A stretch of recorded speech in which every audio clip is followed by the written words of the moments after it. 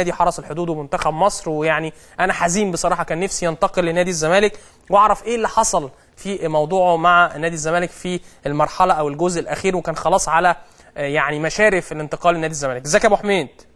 ازيك يا كريم، عامل ايه؟ ازيك يا نجم؟ وحشني جدا، وكنت اتمنى ان انت تكون في الزمالك، ان اعتقد ان الزمالك محتاج لعيب بمواصفات احمد عيد عبد الملك.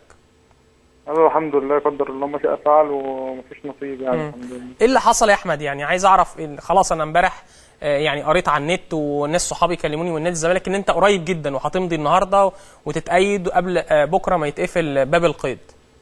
هو الموضوع كله طبعا يا كريم كان في الاول في مفاوضات وكده، ويعني الدنيا مشيت كويسه، والنادي الحرس ونادي الزمالك اتفقوا على كل حاجه وكل التفاصيل لحد امبارح. وانا ضغطت على نادي حرس الحدود وكده واتنزلت شويه من عندي يعني لنادي الزمالك وكده في المقابل اللي هيبقى المقدم والحاجات دي. احمد معلش ما تزعلش مني، عايز اقول الارقام، يعني عايز اقول ان الزمالك حرس الحدود كان طالب 2.5 مليون كاش. هو المبلغ وصل، لان نادي الزمالك كان مقدم عرض اللي هو يدفع مليون وبعدين 750 على شيكين كل 3 شهور. تمام. نادي حرس الحدود طبعا رفض. المهم في الاخر وصلت ل 2 مليون جنيه وشيك ب 500,000 بعد كام شهر وكده، وبعد 3 شهور بيتهيألي نادي الحرس وافق وكده، ويمكن اول مره نادي الحرس يوافق على المبلغ ده. يعني لسه قبل انت ما تخش معايا من شويه اعتقد ان المبلغ ده يعني احمد عيد يستاهل اكتر من كده بكتير، ولو كان يعني مش عارف، كنت اتمنى ان الزمالك يقدر يوفر مبلغ زي ده، فاحمد عيد عبد الملك كان هيستفاد بيه من الناحيه الفنيه والناحيه الاستثماريه. يعني اعتقد زمان كان حرس الحدود، مش زمان، لسه السنه اللي فاتت حرس الحدود كان بيتكلم في 9 مليون و10 مليون عشان احمد عيد عبد الملك. هو صح يا كريم والله. يمكن الموضوع كان صعب شويه اليومين اللي فاتوا دول. يمكن انتهينا واتفقنا على كل حاجه، وكل حاجه المفروض اللي هي كانت هتتم النهارده وكده، والموضوع خلص يعني. حتى انا كنت المفروض ان انا متفق اخد جزء كبير من المستحقات، اتنازلت كتير يعني، انت فاهم. نزلت عن كام يا احمد؟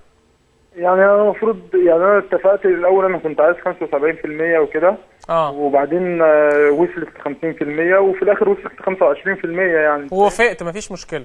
وافقت عشان تنتقل للزمالك، الدنيا تمشي والناس الزمالك مفيش فلوس اليومين دول وكده.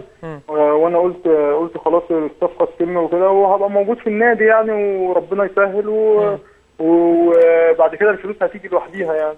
طيب قول لي، اتكلمت مع استاذ ممدوح عباس بصفه شخصيه في التليفون؟ يعني كلمك او انت كلمته؟ لا ما اتكلمتش معاه بصفه شخصيه طبعا. يمكن كل الحوارات وكل الكلام كان مع دكتور عبد الله بس. وهو الراجل كان المفروض اللي هو جاي نادي حرس الحدود النهارده، واتكلم امبارح واتفقنا على كل حاجه، واتفقوا على المقابل المادي. المفروض النهارده كانت الشيكات هتخش نادي حرس الحدود والكلام دوت.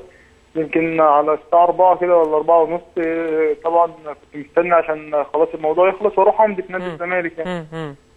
بس فطبعا الدكتور عبد الله كلمني وقال لي المبلغ مش متوفر وكده، ان احنا نقدر ندفع لحرس الحدود المبلغ دوت كده، وخلاص يعني الموضوع انتهى. طيب السؤال بقى يا احمد، اكيد انت عارف التفاصيل برضو.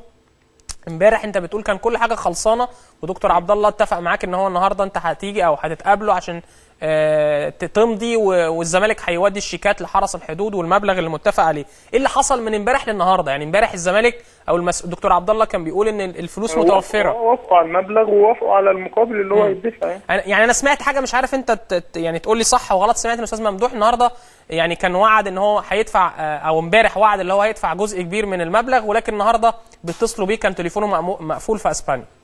لا انا والله يا كريم مش عارف. انا كل الموضوع طبعا عرفت اللي هو كانوا بيتصلوا بيه النهارده والتليفون مقفول، تليفوناته كانت مقفوله وكده ما انا اتقال لي كده من نادي الزمالك يعني. والموضوع ما تمش عشان كده يعني، عشان خاطر الاستاذ ممدوح هو كان المفروض هيتمم الصفقه، بس مش عارف بقى. طيب يعني الكلام اللي اتقال لي صح؟ الكلام اللي اتقال لي صح؟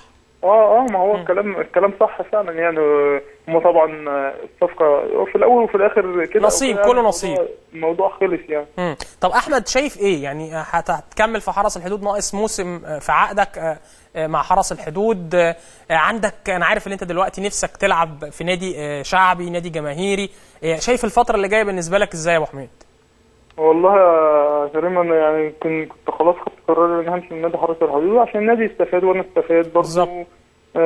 انت عارف المبالغ عندنا في نادي حرس الحدود برضه مش كبيره، التعاقدات وكده. بس فانا كنت يعني لو في حاجه فاتحه دلوقتي في الخليج، في كذا حاجه قدامي يعني، وربنا يتمم يعني الموضوع ويمشي يعني. بس انا كنت حاطط نادي الزمالك نمره واحد عندي. على اساس ان طبعا انت عارف انا زملكاوي، عارف ان انا عايز اجي من امتى يعني، من طبعا قوي يعني. انت كنت معايا في فريق الناشئين في الزمالك، ان انت كنا بنلعب مع بعض رغم انت اصغر مني بسنتين. بس كنت جامد يعني، فكانوا بيساعدوك. بس والله يعني انا كان نفسي ابقى موجود في نادي الزمالك، وانا سمعت ان اصلا ممكن يكون فتره قيد هتمتد وكده، لو امتدت ممكن يبقى في نصيب والموضوع يكمل. الموضوع يكمل. لو في كلام على مد فتره القيد يا احمد؟ هو في كلام، عشان تقريبا كان يوم الاربعاء حصل مشكله وكده، واليوم دوت ما حصلش فيه اي حاجه في اتحاد الكوره وكده، فممكن يمدوا القيد وممكن الامور يعني تعود تاني ما بين الزمالك وحرس الحدود. ممكن ما فيش مشكله يعني. طيب لو القيد قفل وانت موجود في حرس الحدود، هتكمل الموسم بشكل عادي ولا ممكن في شهر يناير تنتقل بقى سواء داخليا او خارجيا؟ لا انا بقول لك، انا اصلا في دول لحد دلوقتي فاتحه بره مصر وكده يعني لسه الامور بالنسبه لك مفتوحه بره؟ مفتوحه بره لسه، دول عربيه وكده، فاحتمال ان شاء الله يكون في حاجه يعني اليومين اللي جايين دول، واعرضها على نادي حرس الحدود. كده كده نادي حرس الحدود يعني عنده مبدأ البيع وكده، وهيبقى محتاج المبلغ بس يعني. حزين يا احمد اللي انت ما انتقلتش لنادي الزمالك؟ عايز اقول لك يعني ان انا اصلا بقالي 4 ايام اصلا مش مركز في اي حاجه، مركز ان انا ابقى موجود ازاي، ومركز ان انا وانا نازل الملعب مع فرقتك الزمالك، تمرين مع نادي الزمالك والحاجات دي كلها ركزت فيها وبفكر فيها. فكرت فيها كتير قوي، يمكن مش عارف اقول لك ايه اصلا. يمكن اول مره اصلا ازعل يعني بالطريقه ديت، ومعلش بقى. مش عارف انا بصراحه انا كنت شايفها فرصه للمسؤولين في نادي الزمالك. انت عارف يا احمد ان احنا بنتكلم دايما انا وانت وكابتن حسن وهو ماسك نادي الزمالك، كان يتمنى ان احمد عيد عبد الملك يكون موجود، وحصل اتصالات اكتر من مره، ولكن ساعتها كان حرس الحدود متمسك اكتر من دلوقتي باحمد عيد عبد الملك وطالب مبالغ كبيره، فالامور ما تمتش. فانا بصراحه يعني زعلان ان دي صفقه محترمه وكانت هتفيد نادي الزمالك بشكل، مش عشان انت معايا على التليفون على فكره يا احمد، انت عارف يعني. اول مره كمان نادي حرس الحدود يوافق على البيع، واول مره التفاوض يوصل للمرحله بسرعه النهائيه، والمره دي يعني ما جاتش من نادي حرس الحدود، جت من نادي الزمالك يعني. بالظبط. يلا معلش، قدر الله ما شاء فعل. ممكن لو باب القيد لسه يعني مش هيتقفل بكره، هيبقى فيه 2-3 كمان، ممكن الامور تمشي. لكن كنت اتمنى من مسؤولين نادي الزمالك ان يكون فيه اهتمام اكتر من كده، يكون الاستاذ ممدوح عباس مهتم بانضمام احمد عيد عبد الملك، ان هو كان هيبقى ورقه مهمه جدا لمستر فييرا وفي تشكيل نادي الزمالك. احمد بتمنى لك التوفيق، وهنتابعك بقى اليومين الجايين يا ابو حميد ان شاء الله. ان شاء الله. متشكر. بشكرك احمد عيد عبد الملك لاعب حرس الحدود، ولغايه دلوقتي فشل انتقال